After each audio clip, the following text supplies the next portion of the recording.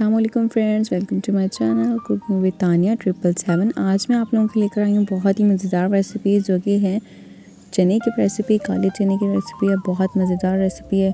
एक मरतबा इस चने को बनाएं और आप गोश्त को भूल जाएंगे।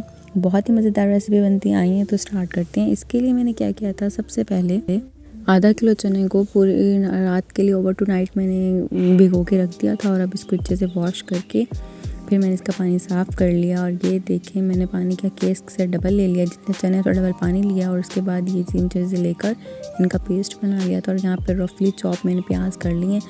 आप प्याज को इतना ज़्यादा ना बारीक काटें, बिल्कुल रफली करें। आगे आप देखें कि पता भी नहीं चलेगा कितने अच्छे से सॉफ्ट हो जाएगी और बहुत अच्छे से बन जाएगी। जैसे चने थोड़े से जो है ना पानी गर्म हुआ, उसमें मैंने प्याज शामिल कर दिया और वो जो मैंने पेस्ट तैयार कर लिया था टमाटर, मिर्ची और अदरक का। और उसके बाद इसमें शामिल कर दिया 1 चम्मच नमक, 1 चम्मच धनिया, आधी चम्मच हल्दी और ये मैंने थोड़ा सा गरम मसाला ले लिया, ज़ीरा। और इसमें काली मिर्ची नहीं है, बस चंद दाने हैं काली मिर्चों के।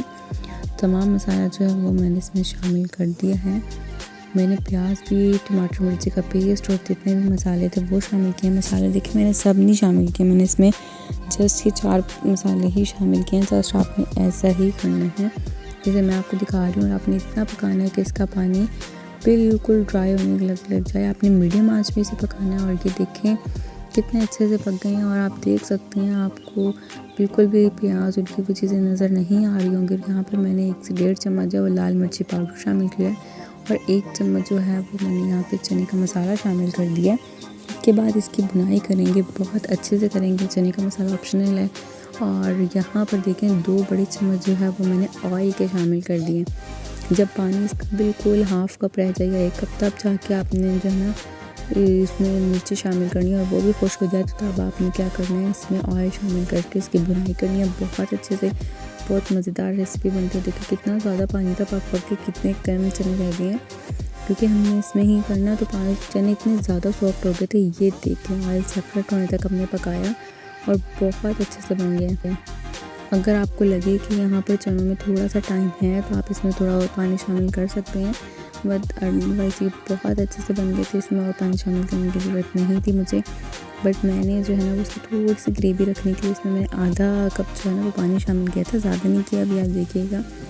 और उसको मैंने पकाया ताकि तरी जो है वो थोड़ा सा उसमें ऊपर आ जाए और ऑयल जो है हमारा अच्छे से सेपरेट हो जाए। और ये देख सकते हैं आप कितने अच्छे से मसाला बन गया। और अब इसे डिश आउट करते हैं। और यहाँ पर देखें, आप खुद देख रहे होंगे जब मैं इसको डिश आउट कर रही हूँ तो इसकी ग्रेवी कितनी अच्छी बन रही है। बिल्कुल भी ज़्यादा ग्रेवी नहीं है, बहुत मज़ेदार मसाला बना है। आप इसको वैसे भी खा सकते हैं चम्मच के साथ, अगर आप सिंपल इसे खाना चाहें। आप वाइट राइस के साथ इसे खा सकते हैं, उसके अलावा नान के साथ आप इसे खाएं। ब्रेकफास्ट में इस रेसिपी को ज़रूर बनाएं।